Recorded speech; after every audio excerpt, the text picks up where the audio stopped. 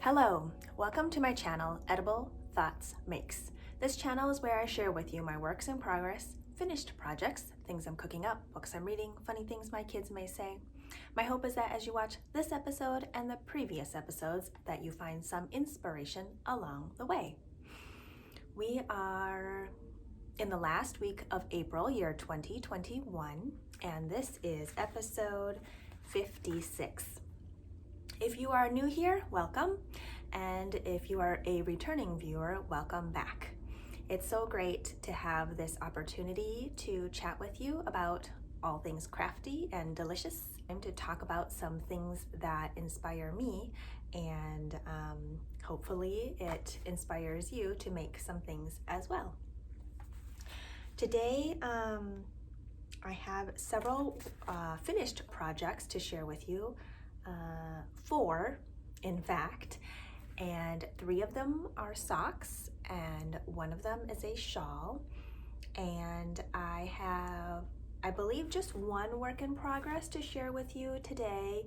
The other one is a test knit that I'm not sure, like if I share it then I might have to talk more about the construction, and I'm not sure how much of the construction I can give away for it, so I think I'll just hold off on that for a little bit. Another kind of work in progress to share with you that's sewing related, except I haven't really started like the fabric part of it. Anyway, so I'll talk about that later. Yeah, so since I've been on here last, it has snowed, it has rained, and finally we've had some sun.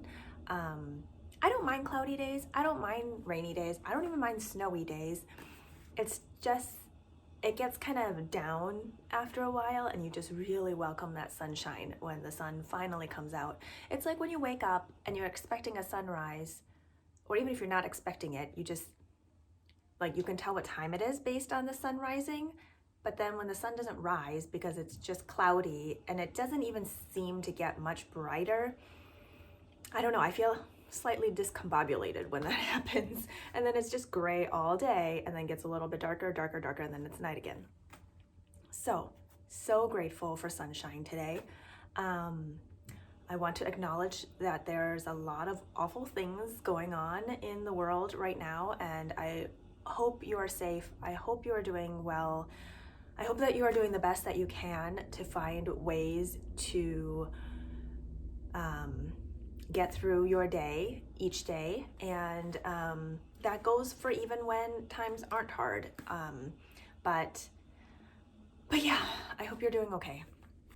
I wanted to mention that all of my videos are fully captioned, and the captions include video descriptions as well, and links to the things I talk about will be in the description box below. So if there's anything that you want to check out, look in the description box for more information.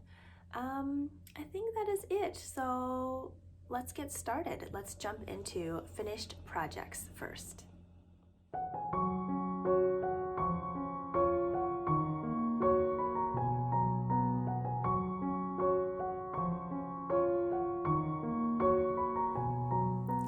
So the first finished project I would like to share with you are the High Desert Socks by Lindsay of Larkspur Knits. I believe this is my maybe 10th rendition of this pattern, which might be the most items that I have knit from one pattern. I just find it really enjoyable to knit, and being DK weight socks with fingering weight or sock weight yarn held double, it goes by very quickly, like comparatively to a sock weight yarn in a sock. Anyway, so these are the finished pair. I knit these longer than what it says in the pattern. I think mostly just the cuff I knit longer. I don't remember if the leg I knit much longer. And the yarns that I used are Farmer's Daughter fibers from their Sock Squad, and the peachy color is from January Sock Squad, and then this seafoam green and this variegated speckle is from April's Sock Squad. It is in their 75-25 superwash merino nylon blend yarn at 463 yards for 100 grams. So that is a pretty light fingering weight, and I have found that when I hold the light fingering weight double, it creates a very nice DK weight sock.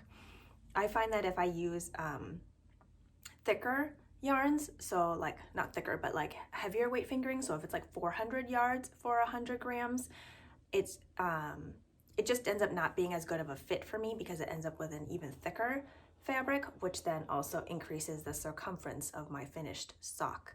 And I guess it makes sense because when you think of it, if I divide 463 in half, that's approximately 231, and DK weight I feel like is at about 230-ish yards for 100 grams. But if I divide 400 yards in half, that's 200 yards, and that is more of a worsted weight sock. So it makes sense why, for me, I feel like the 463 yards for 100 grams held double makes a really good DK weight sock.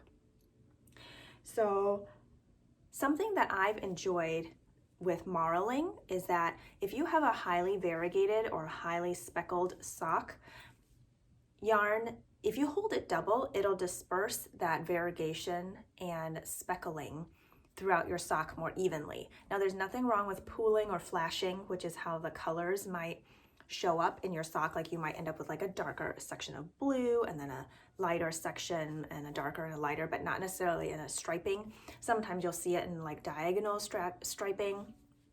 But I just kind of like it evenly distributed here. So you'll see like darker denim blue speckles, neon green speckles, and then kind of a lighter gray blue base to it.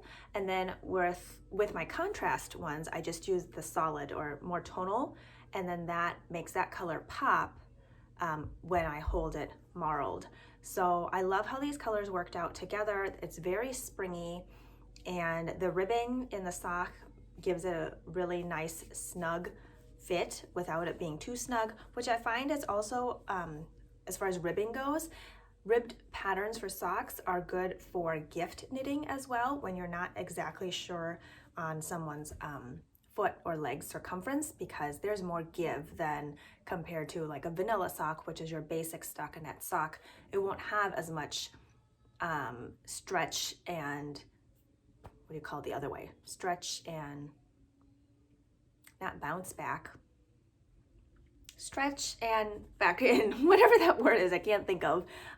So it gives you a little more wiggle room as far as getting a good fit. So I ended up using 71 grams of my main color, 15 grams of the peachy color, which would be contrast color 1, and then I only used 3 grams of contrast color 2 because it's just using these 2 stripes. The pattern does come in multiple sizes from like kids to bigger adult, and she does give you in the pattern the amounts recommended for each size. Now, if you make it longer or shorter, that'll affect your yardage, but it's really nice to have that ballpark estimate in there. Especially if you're going to use yarn that you have left over from other projects, just to kind of have an idea of how much yarn you might need. So really like these socks. I love how they turned out. Super fun. The next finished project I'd like to share with you is another pair of socks. These are the Spring Rain socks by designer Natasha of Northern Knits and Purl. She is based out of Canada, and here are my socks. I love how they turned out, and these were just so much fun to knit up. I used Colleen of Little Lion Head Knits yarn, and this blue colorway is Denali National Park, and then this yellow orange contrast color for the mini is called Cozy. And Colleen's base for her fingering or sock weight yarn is an 85-15% superwash merino nylon blend, and it's a very round yarn, which I really enjoy knitting with. And hers comes in 437 yards per 100 grams. I used a US 1 or 2.25 millimeter needle. I knit these on 9-inch circulars. And then for this interesting cabled detail underneath the cuff, I increased to US 1.5 or 2.5 millimeter because there's a little bit less stretch in that section, and I just wanted to make sure it would fit over my heel okay, and it does. I love the detailing, and I love how it comes out of the ribbing. It's the little details like that and how they line up that's really satisfying. So I like how the cabling detail comes out of the ribbing and then continues into this fun textured rib through the sock. And then a super fun new type of heel flap that I learned. I don't believe I don't know what the name of this heel flap is, but it's very comfortable to wear and it was fun to knit. And then you continue with just the textured ribbing section on the instep, and then stockinette on the bottom, and then there's a cool color work section before you transition into just the contrast color for the rest of the toe. It is a really good fit. I like that it's a little shorter, which also meant it knit up quicker because by the time I finished this interesting section and then the leg, it was already time for the heel and then onwards. What I also like about having these interesting sections is it keeps you going, and it's easy to set mini goals. So I can say, okay, one day I'm gonna cast on and just do the cuffs. The next day I'm going to just do this interest section on the top. And then the next day or two, I'll do the leg. And then the next time I'll do the heel. The next time I'll do the gusset. Next time I'll do, 10 rounds in the foot, and so on and so forth. And then the color work in the toe. So it's really nice to kind of break it up like that. I did share more finished project photos of me wearing these socks outside in front of our blooming hyacinths. So if you are on Instagram, I don't think you actually even need an Instagram account to go onto Instagram to see anybody's photos, if they're a public account, that is. So if you want, go check that out. My Instagram handle is in the description box below. I believe this design is being published in May, so keep an eye out on Natasha's Instagram at Northern Knits and Pearl for that pattern release. So my third finished project is another pair of socks. If you haven't guessed by now, I really enjoy knitting socks. I find it so much fun because there are just so many options. It is a smaller canvas, so your investment into it isn't as big as, let's say, a blanket or a sweater or something, well, much bigger. And your financial investment is less as well because you use up less yardage than, let's say, a sweater. And you can try out different things, like different cast-ons, different color work techniques, different cabling techniques on a much smaller canvas. And then if you mess up and you have to pulling back, 50 something stitches, 60 something stitches is much less intimidating than pulling out hundreds and hundreds of stitches. It just is a great place to experiment with different things and learn new techniques. So I love knitting socks. It has been so much fun. And if you are intimidated, nervous, there's so much help out there. You ask questions and you will get answers. One of my absolute favorite teachers is my friend Denise of Earth Tones Girl. You probably have heard of her, and if not, you should go check out her Instagram and check out her YouTube channel because she is an incredible teacher and cheerleader. She breaks it down so that it is less intimidating or not intimidating at all, and she creates tutorials that are easy to follow, and she even says, it's not that the tutorials are new. It is not that these techniques are new, but sometimes if you hear it or see it in another way, it can click. Like there's so many different videos out there on how to do a long tail cast on or how to do ribbing or how to do whatever it is, but some may not click for you, or some may, like part of it might make sense, but another part doesn't. And just watching more and learning more and asking more questions, you are more likely to have it make sense one day. So let me show you my third finished project. Aren't these so pretty? These are the spring cottage socks. These are by, the pattern is by Lindsay of Larkspur Knits. This is also a test knit, probably coming out in May. I love the textured pattern on these. It was really fun to knit. And there is a bobble cuff.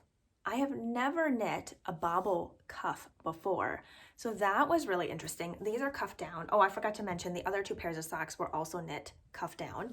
And I don't absolutely love knitting twisted rib, but I do like the look of it. I think it looks very neat and tidy. Had I used a more plump yarn or rounder yarn, I think this would have popped, like stood out more instead of being so, I don't know how to say it, so like narrow.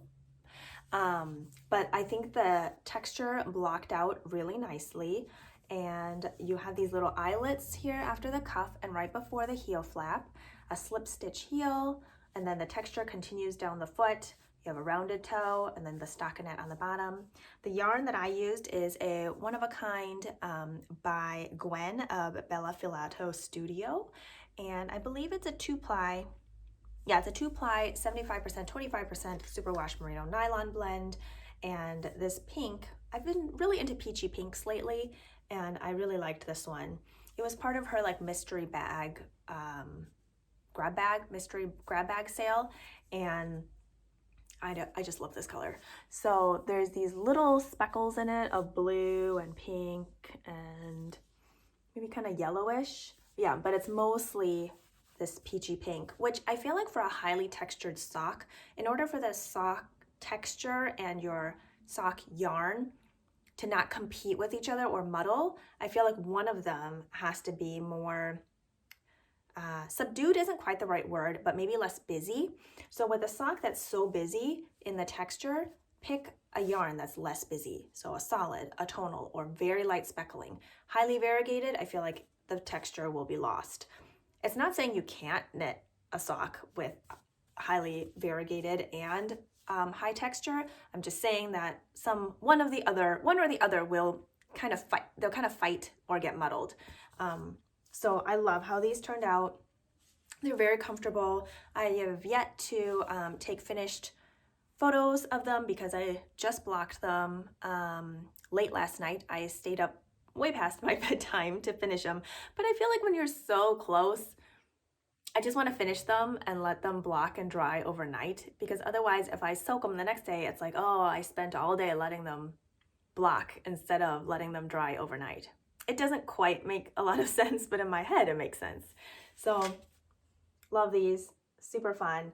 I could see making them short too. Like if you wanted to do the bobble cuff, shorten the ribbing, and then you could omit one of the eyelets or not do them at all, and then just make it like shorter. We'll try to picture it like this.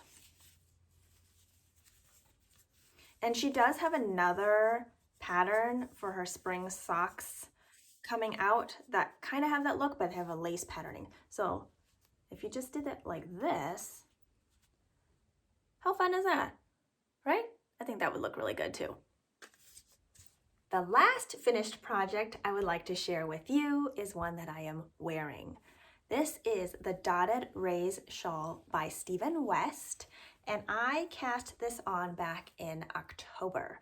To see a video of my thought process and how I started it, I will put up a little video link here up on the screen, and maybe I'll link to it below too. If I don't remember to link it below, it will be up here on the screen in the corner, and vice versa. If I forget to put it up there, it'll be in the description box below.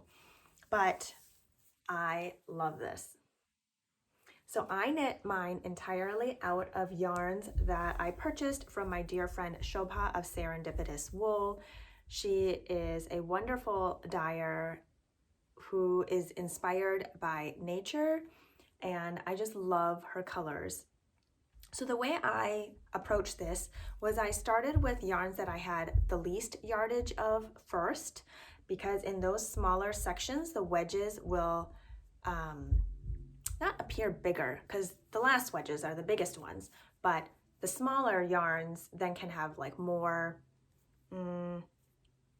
cover more depth-wise. Does that make sense? And then I went out from there. So let's see if I remember these colors.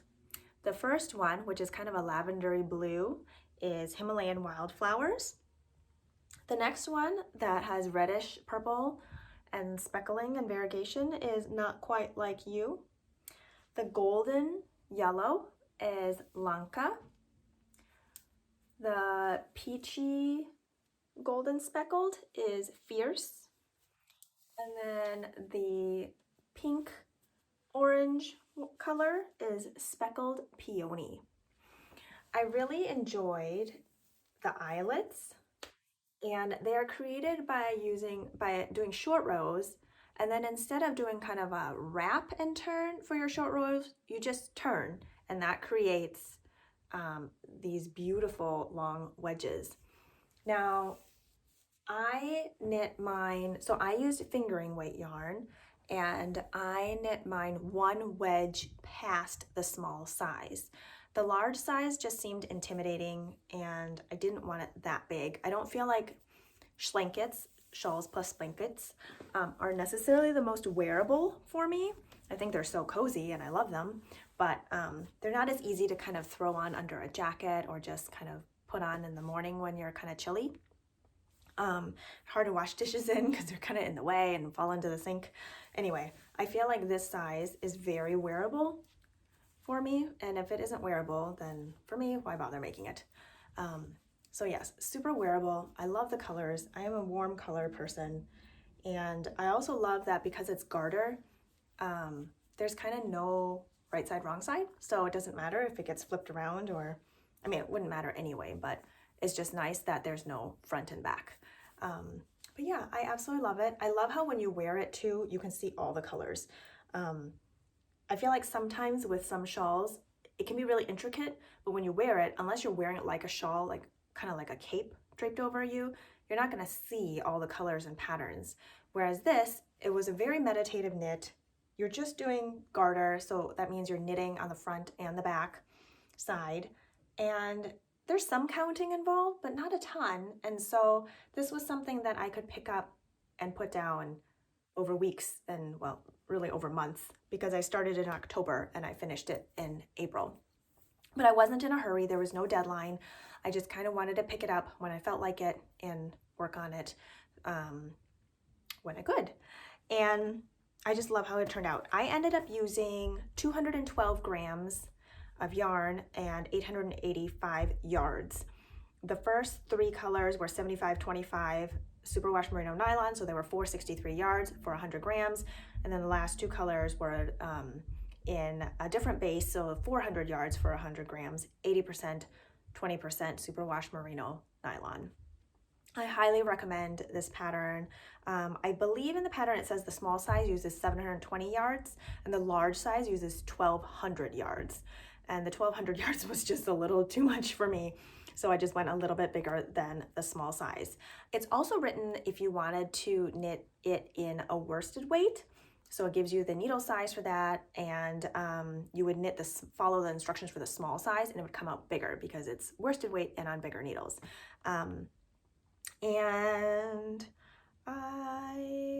So my finished measurements. The wingspan, I got 78 inches, and the deepest part between the two I-cord edges was 22 inches, and I did block it. I forgot needle size. I used US 6 or 4mm needles. It was a very enjoyable knit. I could see making another one. You can use scraps and just knit until you're finished. If you want to be more planned out, you could knit each wedge a different color. He even gives you instructions if you wanted to knit like each wedge another color, but also have like a dividing outline for each one. And so I think that's really cool too. So there's lots of options, and it's very customizable in size and in color and feel to how you want it to look. So highly recommend this one.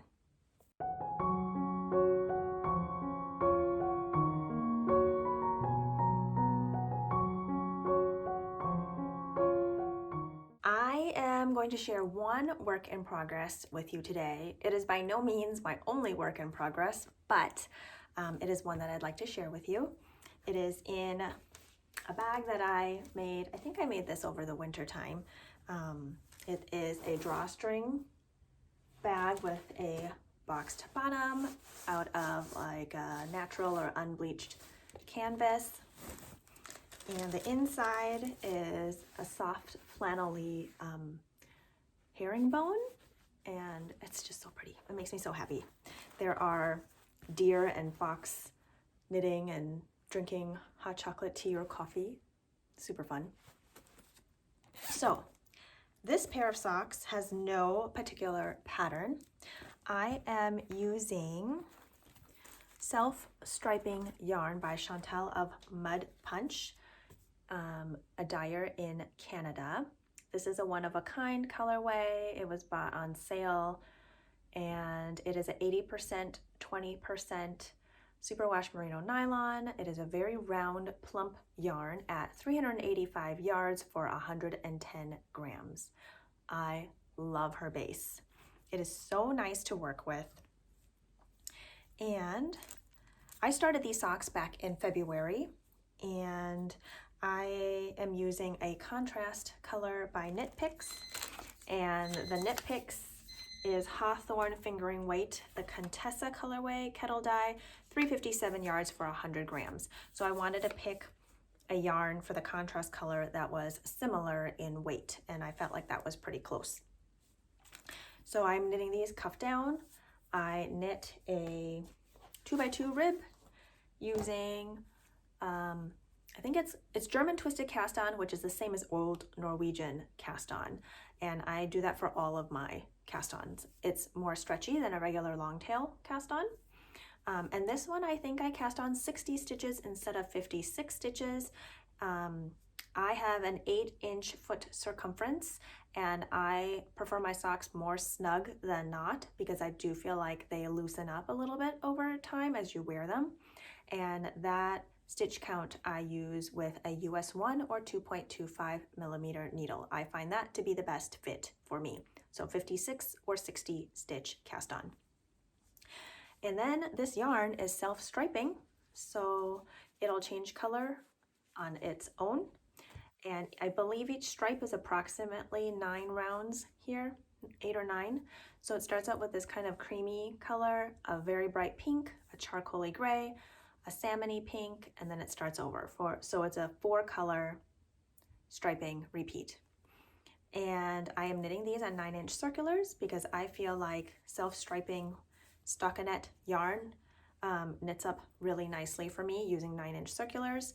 There's no kind of break points anywhere, and I can pick it up and put it down whenever, especially when you have young children at home and there are lots of interruptions. It's really nice to have something that you can pick up and put down whenever and not lose track of where you are. So that's the leg on that. On this one, I've done the heel flap and heel turn, and I'm now working on the gusset. I will usually do a heel flap using double pointed needles. And then when I'll do finish the heel turn, which is this part on the bottom that your foot sits on. And then when I pick up to do the gusset, which is all the stitches around, I will pick it up using the 9-inch circulars that were holding the instep stitches before. And then so I'll do the gusset and then continue on to my foot. And then depending on what I have remaining, the toe will either continue in the striping yarn or I will do the toe in this plummy purple. So I love how these are going. No deadline on these. It'll probably be too warm by the time I finish them to wear them since it is a really long leg. But it doesn't matter to me because I will just wear them once it gets chilly again. I really like to wear these long socks with black leggings tucked in. I find it very warm and cozy, and they're just so comfortable. And if there's any yarn left over, it's perfect for making the kids a pair of socks with a contrast color or fingerless mitts. And yeah, so many options. No yarn or yardage gets wasted. So that's living in this project bag, and it may be finished by the next time I'm here. It may not be. Maybe it'll be finished in the fall. I don't know. It would be nice to actually get it finished soon because I'd like those needles back for another project. on to sewing talk. So I pre-ordered the Embody book by Jacqueline Cieslak, and it is a book with knitting patterns and sewing patterns in it that are adaptable for, not adaptable, maybe versatile. So like something could be made without sleeves into more of a vest option, or it could be a pullover or a cardigan, and the dress option can be a tunic or a shirt or a dress, and it can have pockets or not, and a waist tie or not. So I really like those kind of patterns because they're highly customizable, and she also provides links for how to do certain techniques in it. I will say that what I find intimidating about garment sewing is printing out PDF patterns and then printing them out and then lining up all the pieces, because I find that I might start okay in the beginning and everything will line up just right, but by the time I get like a third or halfway through, if I'm a millimeter off somewhere here and there, it ends up being a bigger and bigger and bigger difference as I get farther down, and then I end up kind of having to like shift pieces around to make them work. And it works okay if you have like gaps in certain areas where you can kind of fiddle around with it a little bit. Anyway, I cut out all my pieces. There were a lot of pages. There are some pages I probably didn't need to print just based on the size that I was cutting out, so that was a little bit annoying that I printed out extra pages. And at one point it got really off, but I was able to fix it after I cut out my pieces that I needed. I put up a question on my Instagram stories on what people do for their printout patterns. And yeah, so some people will have somebody else print it like on large scale paper, and then you don't have all these piecing together issues that I have. So maybe that's something I'll try in the future. Another person suggested using a glue stick instead of tape because it doesn't shift as much, because I think that could be part of it too. Like maybe I have it just lined up, but as I'm going down, and if I just like kind of move it a little bit, then I'm off, right? Even if I started out right. But if I glue that whole part down instead of just little pieces of tape here and there, it'll probably end up more accurate by the time, or precise by the time I get farther down. Yeah, so I am excited to try the different things in here. I'm a little bit nervous. French seaming, I'm okay with. French seams, I don't find that too scary, but facings, like armhole facing, neck line facings, I'm a little nervous about, because I feel like sewing curves can be a little tricky. Like you don't want to pull the fabric, otherwise it will bunch and do things you don't want it to do. But then you have to like go slowly so that it doesn't, so you don't like zoom off in a straight line somewhere because you want it to curve. Anyway, so that part I'm a little nervous about. So if you have any tips on that, comment below, please. But yeah, I am excited about this. I think it'll be fun to try different things out and practice. So, and I pre-ordered this from a store called Wild Hand in Philadelphia. I am really excited about this store. I have now ordered a couple things from them. I have had excellent customer service, and when I've messaged them about random things on their Instagram, somebody always responds, and I find that really nice when people respond to their customers. But I had bought some things from them recently while they had this drawstring bag promotion. So it has their logo on it, and it's a perfect size for a sock project bag. I believe it's labeled to be a produce bag. Maybe. I think it's a produce bag, but I will use it as a sock project bag. And I don't usually share like acquisitions and stuff on here. I just don't really like doing that, but I do want to share with you what I received from Wild Hand, what I purchased. I've been wanting to try this non-superwash yarn Mondim Retrosaria Rosa Pomar. It is 100% Portuguese wool 421 yards for 100 grams, and I had purchased some from them earlier. One of them is being used in a secret test knit that I can't tell you about, but I'm really enjoying how it feels in my hand and how it's working up. And yeah, so I wanted to try these. This one looks like it's kind of a speckly self-striping, so that'll come out really fun. There's a mint green, a pink, a purple, and kind of a black color, I think, black or dark brown. And then the other one is also speckly self-striping, or I'm pretty sure it'll come out like that. But there's a fuchsia, magenta color, a purple, and a rust. So I'm really excited about how that will turn out. I find them at a reasonable price point as well, $14.25 US for 100 grams. So yeah, I'm excited to try those out. And then I've always wanted some fun, fancy scissors, so I bought myself some. I think they're called embroidery scissors, but these are rose gold and a stork, I believe. Is that a stork? Well, anyway, I'm excited about these. They seem very sharp. And I like that they have a sharper point. I feel like some of the scissors that I have, the point isn't very sharp, so it's kind of hard to get really close to the end of the thread or yarn to where I want to cut it. So yeah, I think that is all that I have for you today. I'm so glad that you have joined me, and I'm happy that I got a chance to sit down and chat with you. If you'd like to share with me what you've been working on, I'd love to hear it. Comment below. And yeah, so with that, cheers to being creative. Take care.